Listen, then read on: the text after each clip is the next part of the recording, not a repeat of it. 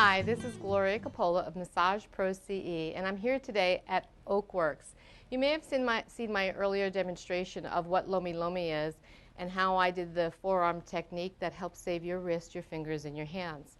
Now we're going to come into the leg, and I'm going to show you a little bit of what we do and how we move the body and how to drape properly. Because some people say to me, well, Lomi Lomi is like too risque and there's no draping. Well, I always take care of my client and their comfort level.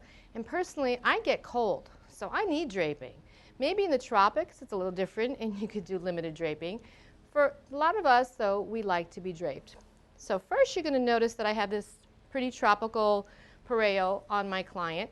And one of the things I like to do when I'm giving a Lomi Lomi session is actually purchase these, not only to make it look pretty, but I gift it to my client when I'm done with the session.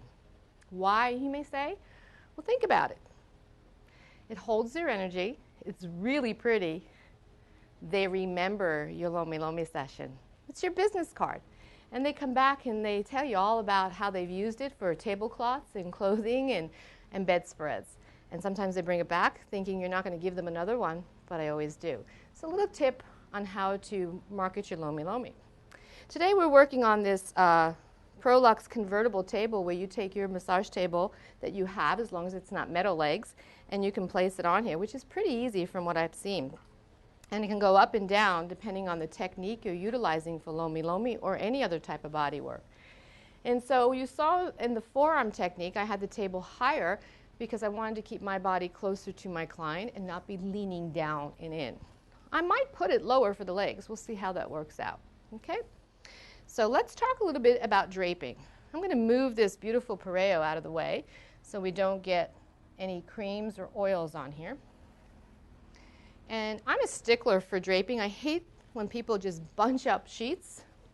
So if you take by the foot and by the hip, make a nice crease, bring it over, you have just about enough of what you need to work with without a lot of stuff in the way. I just gently tuck it here.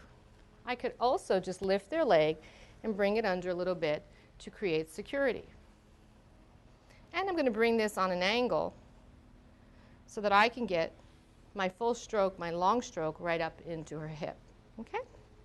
Now, just a reminder, Lomi Lomi is not all about technique. Please do a traditional training so you learn fully what it is that we as practitioners have to learn for ourselves before we touch the body. And Lomi Lomi always begins with pule, prayer. We also call upon our ancestors, the clients as well as our own, to guide us because they're the ones with the wisdom to know what the client needs today. We also listen to the body. We don't push a body into a space that it's not ready to go. So I'm going to take my hand underneath her ankle. I'm going to gently rock, lift at the knee, shake this out a little bit, bring her leg over, and bring her foot down to the side. Check with your client and make sure this is comfortable on their knee. Are you okay? Yes. Okay, great. If you need to just tuck this a little bit more for security, you can, but don't get in there and start doing this. I've had therapists do that to me, especially massage students. This tucking is way more invasive than just laying this down nice and firmly, coming in close, sliding it underneath. Okay? Let's get some oil. Most of the time you'll see Lomi practitioners use an oil, but I also use cream because maybe my client doesn't like oil. We put it on our forearms because we're going to be working mostly with our forearm today, although we also use our hands, our fingers, our palms, and our thumbs when necessary. Always come in gentle and light while you're applying the lubricant of your choice. And get the whole region lubricated before you actually start your technique. Now I have to take into account the dryness of my skin and my client to get enough lotion, oil or cream on them so that I have a nice glide without sticking to their skin, but not so slippery that I go flying off them. Then I'm going to take my forearms and I'm just going to roll them back and forth. Now, if my table was too high or too low at this point, I could raise it up, which is what I'm going to do, or put it down. And now I don't have to lean over and hurt my back. Now, my clients never complain that they don't get enough pressure or depth because I've learned how to use my body mechanics and access tissue correctly so that you get the depth that is needed. So we're going to just start out lightly, bring it all the way up, and just like we did earlier when we were doing the forearm technique down, we're going to angle our forearm, pivot that ocean wave, drop it down, and come back.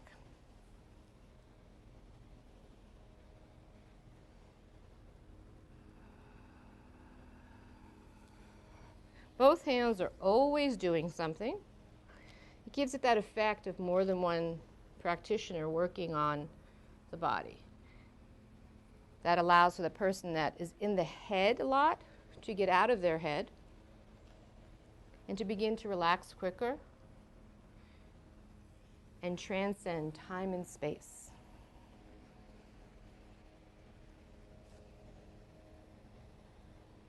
You may have even seen some of the articles I've written on Lomi Lomi. I did one where I interviewed the Hawaiian elders in Massage magazine, and another one where I interviewed practitioners and clients on their experience. So check those out. You notice I'm bringing some movement into her joint while I take my forearm technique and continue to glide. We want to open those joints. That's where things get blocked and stagnant. Client doesn't always have to lay there just still. Stretch them, rock them, move those joints, and get things opened. You can get to the ITB really nice by dropping the leg over. And if you've studied Thai massage, this might look familiar. Well, when I was studying Lomi Lomi on the island of Kauai, I was also quite surprised that many of the techniques looked like other modalities that I had already studied, many of them from the Eastern cultures.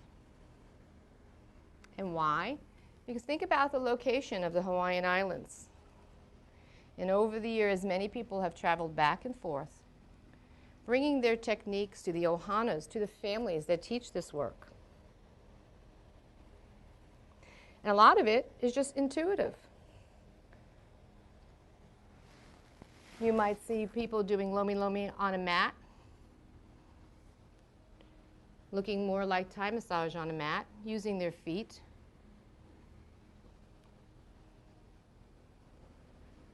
You might see a lot of rocking as well, similar to Traeger. So Lomi Lomi is all encompassing, depending on what the body is calling for and what it's ready to receive. I might take my forearm and do compressions and rolls.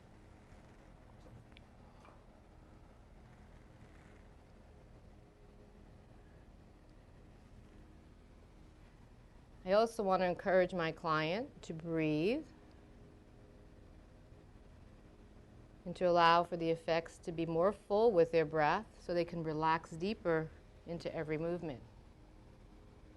I could even do fascial work and slow this down or speed it up when necessary.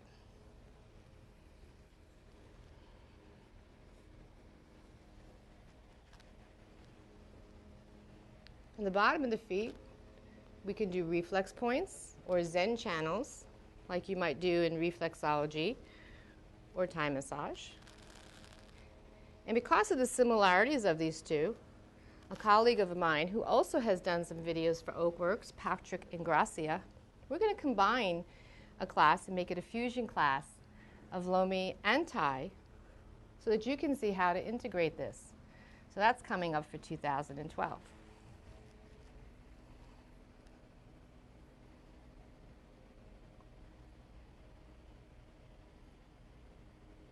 Lomi is good for a lot of things. And traditionally, it begins with a detoxification process. So you might do a steam, a salt, herbal remedies. Your diet might be changed if you were to go to a Lomi Lomi kahuna. And the body work was the last part. For more information on Lomi Lomi trainings, please check out my website, www.massagepro.ce.com. Thank you for joining us today.